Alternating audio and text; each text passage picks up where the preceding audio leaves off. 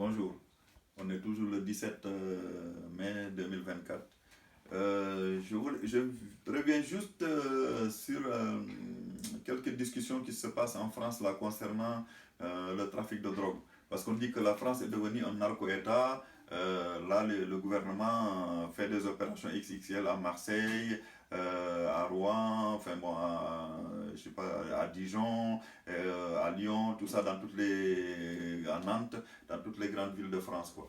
Mais bon, après, moi je ne suis pas contre qu'on traque les petits trafiquants qui sont dans les rues. J'avais déjà dit une fois que ce n'est pas ces trafiquants-là qui amènent la drogue, hein.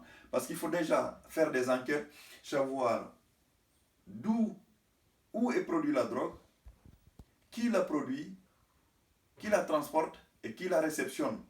C'est ça qu'il faut savoir. Parce que j'avais déjà dit, effectivement, ça a été confirmé par les enquêtes, que c'est lié à la corruption des douaniers, aux douaniers, non, à certains douaniers, pas à tous les douaniers, mais à certains douaniers et à certains policiers. Et ça a été confirmé récemment par les enquêtes, hein. Et puis après, même s'il n'y a pas de corruption par les douaniers ou par les officiers de police, mais qui est-ce qui les aide aussi? C'est les délinquants à col blanc, c'est-à-dire que c'est les politiques. Parce que si vous avez un ministre qui appelle les services de douane en leur disant laissez passer les marchandises de ce bateau-là, mais ils laissent passer.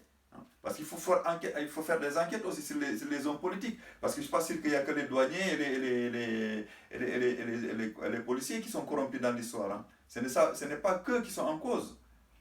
Parce que je dis, il faut savoir où est produit la drogue, qui est-ce qui la produit, qui est-ce qui la transporte et qui est-ce qui la réceptionne. C'est ça qui est important. Et qui est-ce qui affrète les bateaux?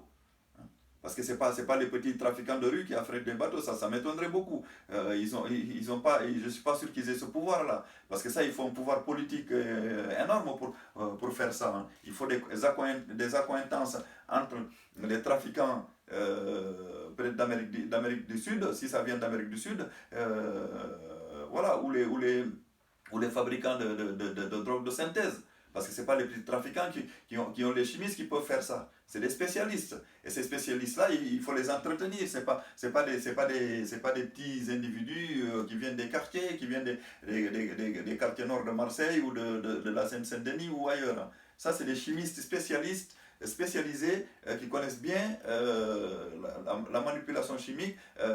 C'est eux qui permettent de faire ces drogues de synthèse-là. Et quand il s'agit de la drogue et de l'héroïne, comme je dis, il y a des hommes politiques qui les aident à les réceptionner en France. Parce que ces bateaux-là ne viennent pas tout seuls, hein. Et ce n'est pas les petits trafiquants qui les affrètent tout seuls. Non, ce n'est pas possible.